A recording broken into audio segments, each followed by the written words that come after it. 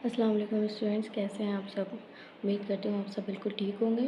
Students, आज से हम स्टार्ट करने वाले हैं chapter number 9 methods of dynamics. और ये चैप्टर भी सेम बुक से है, introduction to mechanics by Q K. Gauri, जिससे हमने प्रीवियस 2 चैप्टर्स डिस्कस किए हैं, रेक्टिलिनियर मोशन और मोशन ऑफ अ प्रोजेक्टाइल।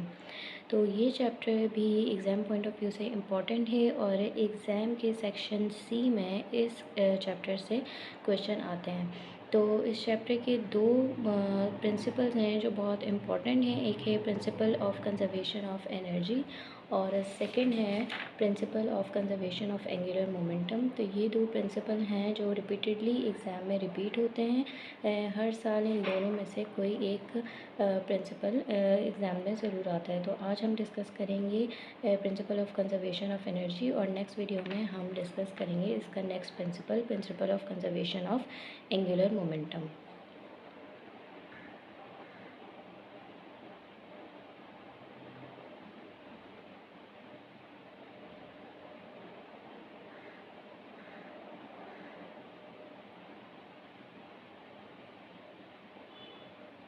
तो ये है principal of conservation of energy. सबसे पहले हम इसकी स्टेटमेंट पढ़ेंगे और फिर इसके प्रूफ के लिए हम एक डेरिवेशन करेंगे। ठीक है, तो principle of conservation of energy की एक बेसिक स्टेटमेंट है, in a conservative field of force the total energy of a particle remains constant throughout the motion. तो कंजर्वेटिव फील्ड एक ऐसी वेक्टर फील्ड है जिसमें एनर्जी कंजर्व रहती है, मीन्स के सेम रहती है और कांस्टेंट रहती है। तो ये स्टेटमेंट है और इस स्टेटमेंट को आप हमें प्रूफ करना है। तो प्रूफ करने के लिए हम एक डेरिवेशन करेंगे। सबसे पहले let F be the force acting on a particle of mass M, the work done by F as the particle moves from position P1 to position P2 is given by. एक force है F जो particle जिसका mass M है उस पर act कर रही है। वर्क डन बाय एफ, उस फोर्स से जो उस पार्टिकल पे वर्क डन हुआ है उस पार्टिकल को पॉइंट 1 से पॉइंट 2 तक मूव करने के लिए वो हमें इस इक्वेशन के थ्रू गिवन है।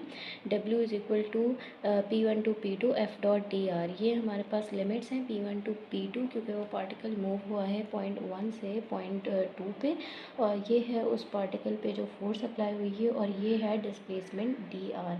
ठीक है, तो हमें पता है फोर्स बराबर होती है मास इनटू एक्सेलरेशन के, F is equal to M A. ठीक है, we also know that acceleration is equal to change in displacement with respect to time. तो in place of A we have substituted D V upon D T. Mass constant है, mass हमने same रखा है, D V upon D T in place of A dot D R. अब हम यहाँ पे क्या करेंगे, एम डी वी को हम सेपरेट कर लेंगे और D R upon D T को हम एक साथ लिख लेंगे। तो we also know that rate of displacement is equal to velocity.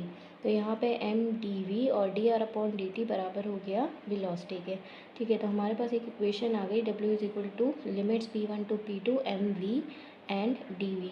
Mass constant है तो हमने मास को लिमिट्स से बाहर लिख लिया। उसके बाद हम यहाँ पे इंटीग्रेट करेंगे वी को with respect to R limits P1 to P2। ठीक है, तो इसको इंटीग्रेट करने के बाद हमारे पास ये हो जाएगा V square upon two, 1/2 constant है तो हम इसे एम के साथ लिख लेंगे और वी स्क्वायर पे हम अपनी लिमिट्स अप्लाई कर लेंगे P1 टू P2।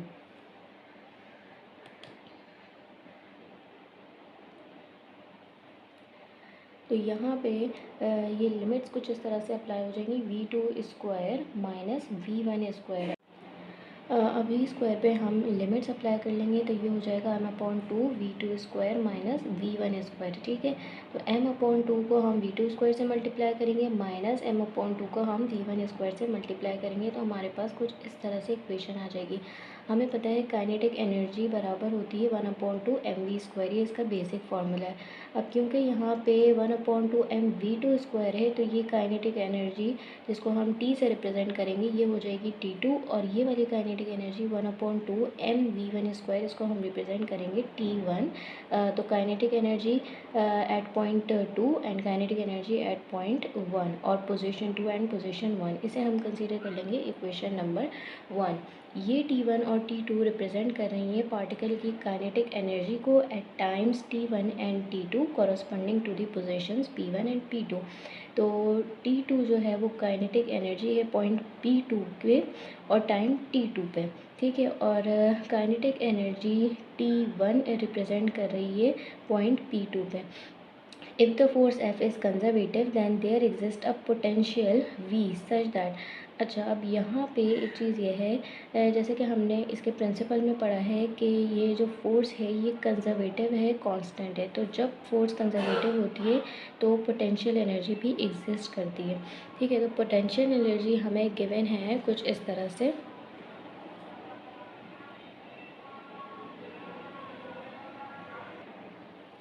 तो यहाँ पे हमें पोटेंशियल एनर्जी गिवन है F is equal to minus del V, ठीक है। डेल बराबर होता है derivative of x with respect to y plus derivative of y with respect to j plus derivative of z with respect to k, और v stands for potential energy. तो ये जो derivative है ये इन सब से मल्टीप्लाई होगा, ठीक है। Derivative of x with respect to i v से भी मल्टीप्लाई होगा, इसी तरीके से ये इस j से मल्टीप्लाई होगा और इस तरह से इस k से मल्टीप्लाई होगा। तो हमारे पास कुछ इस तरह से इक्वेशन बन जाएगी। Now the work done on the particle in moving it from point to P1 to P2 is given by, जैसे हमने काइनेटिक एनर्जी में पढ़ा था सेम वही पोटेंशियल एनर्जी पे अप्लाई होगा कि पार्टिकल पे जो वर्क डन हुआ है इस पार्टिकल को मूव करने के लिए from point P1 to P2 वो इस फॉर्मूले के थ्रू गिवन है। हमने अभी फोर्स का फॉर्मूला इस तरह से इक्वेशन से ड्राइव किया है, तो फोर्स हमारे पास से कुछ इस तरह से फॉर्मूले पे आ गई, और ये dr हमारे पास अब इस तरह से आएगा जो डिस्प्लेसमेंट थी dxi plus dy plus dz के, ये पोटेंशियल एनर्जी के लिए। तो यहाँ पे सेम वही लिमिट्स अप्लाई होंगी P1 टू P2। तो P1 to P2 limits apply होने के बाद ये सेम I और I जो हमारे पास वेक्टर्स हैं इसको हम सेम मल्टीप्लाई करेंगे, dv अपॉन dx को हम मल्टीप्लाई करेंगे dx से, प्लस dv अपॉन dy को हम dy से मल्टीप्लाई करेंगे, और dv अपॉन dz को हम मल्टीप्लाई करेंगे dz से with respect to their vectors i j and k। सही है। यहाँ पे अब हमारे पास dx से dx हो जाएगा कैंसिल, सिमिलरली यहाँ पे dy से dy कैंसिल और dz से dz कैंसिल, तो रिमेनिंग वैल्यूज़ हमारे पास बचेंगी dv। सही है। तो dv के बाद अब हम क्या करेंगे, अब हम यहाँ पे अप्लाई करेंगे अपनी इंटीग्रेशन, और इंटीग्रेशन के बाद हम लिमिट्स अप्लाई करेंगे। तो इंटीग्रेशन में तो सिंपल ये d से कैंसिल हो जाएगा, रिमेनिंग हमारे पास सिर्फ बचेगी पोटेंशियल एनर्जी v। इस पे हम अप्लाई कर देंगे लिमिट्स P1 टू P2। तो लिमिट्स अप्लाई करने के बाद हमारे पास ये वैल्यू हो जाएगी माइनस V2 माइनस V1, हम माइनस से दोनों वैल्यूज़ मल्टीप्लाई करेंगे तो हमारे पास आ जाएगी वैल्यू V1 माइनस V2। तो ये इक्वेशन हम कंसीडर करेंगे इक्वेशन नंबर 2।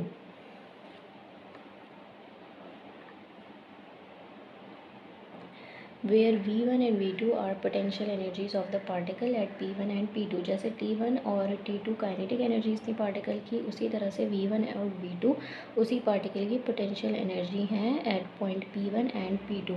अब हमें इक्वेशन नंबर 1 और इक्वेशन नंबर 2 को कंपेयर करना है। इक्वेशन नंबर 1 थी T2 माइनस T1 और इक्वेशन नंबर 2 है V1 माइनस V2, ठीक है।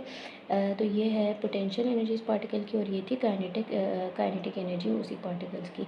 इन्हें हमें अब अरेंज करना है, पोटेंशियल एनर्जी और काइनेटिक एनर्जी को दोनों पार्टिकल्स पॉइंट 1 और पॉइंट 2 की हमें करना है सेपरेट। तो T1 plus V1 and T2 plus V2 ये हो जाएगी total energy of particle at point P1 and total energy of particle at point P2, which proves that the total energies of any 2 points P1 and P2 in a conservative field of force are equal as the theorem is proved। तो जैसे कि हमने theorem में पढ़ा था कि conservative field of force में जो टोटल एनर्जी होती है पार्टिकल की वो through out the motion constant रहती है, और ये हमने प्रूव भी कर दिया। तो ये principle exam point of view से इम्पॉर्टेंट है और पास्ट ईयर्स में ये आया हुआ है और नेक्स्ट ईयर में भी आने के चांसेस हैं। तो अगर आप इसकी प्रैक्टिस कर लेंगे तो इजीली आपको फुल मार्क्स मिल सकते हैं। उम्मीद है आपको आज की वीडियो समझ आई होगी। मिलते हैं अपनी नेक्स्ट वीडियो में जिसमें हम पढ़ेंगे अपना नेक्स्ट प्रिंसिपल। तब तक के लिए अल्लाह हाफ़िज़।